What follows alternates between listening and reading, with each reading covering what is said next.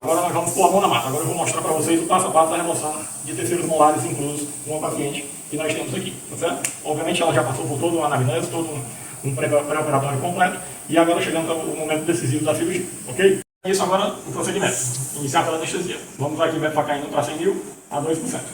Normalmente eu uso 3 tubetes para cada lado de dente. Então, 2 tubetes no inferior e 1 tubete no superior. Essa é a rotina que a gente tem utilizado. Para testar antes se o anestésico também está saindo pela agulha, você dá uma pequena injeção e aí sai o anestésico. Presta sempre atenção no biselzinho, né? A maioria das agulhas vem com essa setinha indicando que o bisel está voltado para esse lado. Então sempre o bisel voltado para o osso. Introduzimos a agulha exatamente na união entre a perega vestibular e a lingual. Lentamente introduzimos. Às vezes o paciente pode relatar que sentiu um choquezinho. Sentiu? Uhum. Bom, esse choque é um sinal de que estamos no local certo. E aí começamos lentamente a injetar o anestésico. Depois de injetar um pouquinho, a gente verifica no tubete se tem sangue dentro dele, porque se tiver, é porque a gente pegou um vaso. Injeta um pouquinho, relaxa. Se não veio sangue, então a gente está no local distante de qualquer vaso. E aí damos continuidade à nossa anestesia. Levaremos aqui em torno de 30 a 40 segundos para injetar todo um tubete anestésico de 1,8 ml. Ok? Do lado do nervo alveolar inferior, depois da injeção de 1,8 ml de tubete de metfacaína. A tronculado superior, o alveolar superior posterior. Pode abrir. Fecha um pouquinho. Eu sempre peço para o paciente nessa hora afastar, fechar um pouco a boca para não precisar de tanto afastamento. E aí, lentamente também introduzo a agulha na região do molar superior para a infiltração de um pouco de anestésico. Relaxo.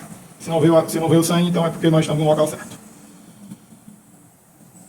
E aí, lentamente, vamos injetando o tubete de anestésico. Se às vezes está muito resistente, você pode recolher e introduzir um pouquinho mais, que aí você consegue livrar a resistência.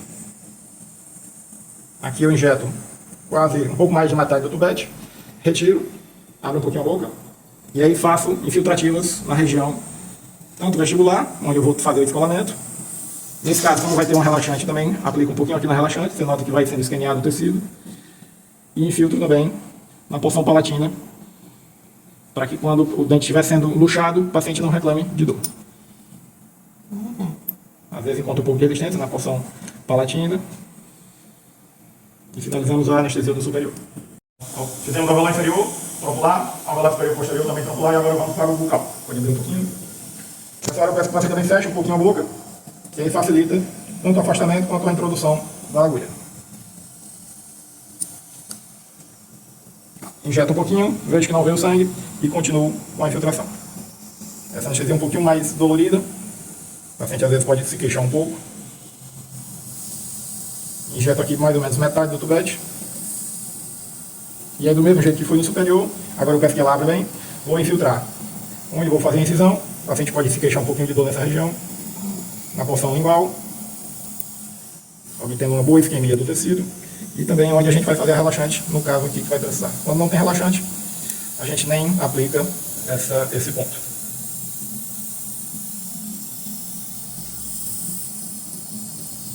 Anestesiado tanto superior quanto inferior, a gente vai partir para a remoção dos dentes. Eu prefiro começar pelo superior primeiro.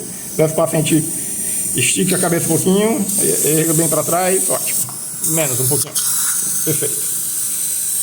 E aí vou começar a incisão. Incisão sobre o rebordo, na distal do segundo molar. A gente já sente a resistência aqui, que a gente está tocando em osso e também muito provavelmente em dente, porque o dente, apesar de estar incluso, mas ele está bem superficial. Faço uma relaxante na porção distal do segundo molar, reviso para que haja total ruptura da mucosa.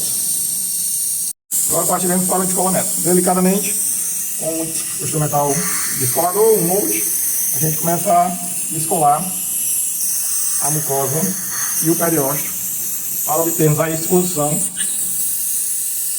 do alvéolo. Pelo menos parte da coroa vai estar exposta aqui e a gente já consegue visualizar a coroa fora aqui do rebordo. Ok? Uma vez a coroa exposta, a gente está aqui a maxila, um ossinho bem frágil. Então, a gente pode ir com a alavanca de pote, começando a abrir espaço entre o dente e o osso, girando A gente nota que o dente já está luxando, você vai conseguir entrar com o dente. O que eu gosto de fazer, ó, posição ideal da lavaca, ela está travada entre dente e osso. Na hora que eu fizer o movimento dela aqui, invariavelmente o dente vai vir sem muitas dificuldades. Então, o molar superior já foi removido. Tá falando? Tá bom, né? E sem grandes dificuldades. Fazemos a inspeção do alvéolo. Resto de saco pericoronário, que possa vir a estar aqui. Resto de cápsula. E sempre tem que ser removido.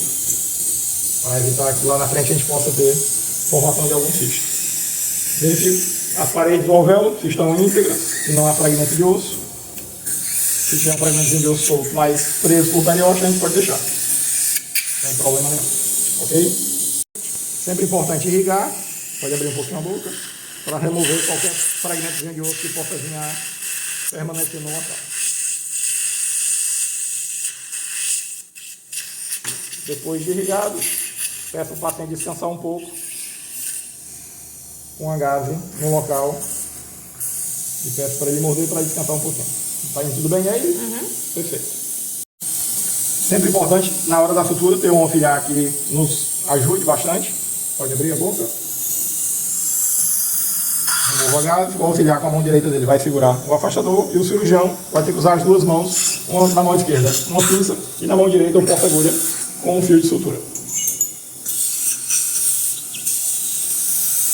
Como a gente fez relaxante, sempre inicio dando um ponto de reparo na relaxante da vestibular. Com a pinça a gente aprende o tecido e facilita a passagem da agulha. Passamos aqui na porção móvel do retalho e agora na porção fixa.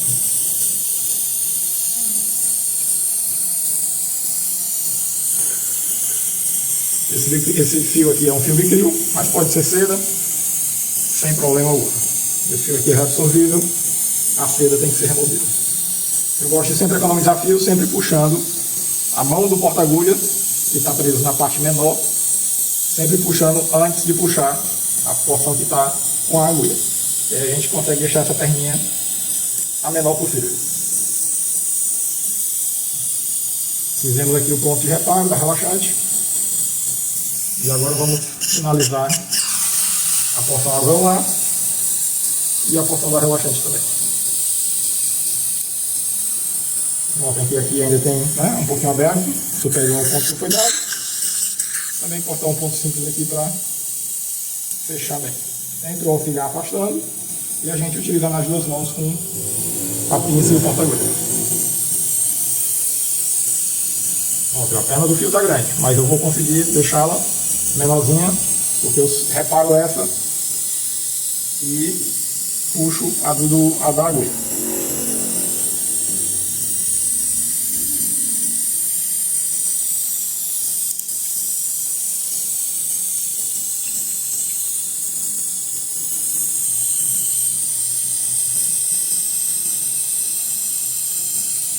Tem gente que não sutura a porção alveolar, a porção oclusal do alvéolo, mas eu sempre gosto de suturar para evitar que entre alimento, para evitar que haja uma formação de coágulo fora do alvéolo e aí acaba o paciente correndo risco maior de um sangramento indesejado. Então inverto a agulha no porta-agulha, entro por vestibular, saio por palatina. Aqui pode ser um ponto simples, pode ser um X, isso vai depender muito do tamanho da sua incisão. Como a incisão foi pequena, eu vou fazer somente um ponto simples.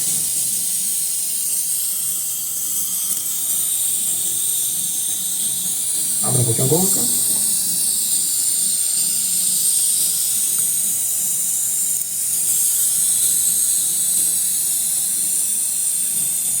A sutura superior está finalizada. Okay? Aqui é uma visão direta, na verdade indireta, né, da região do alvéolo. Então bem estruturado com um pontinho simples, todo fechado, é o suficiente para a gente evitar complicações.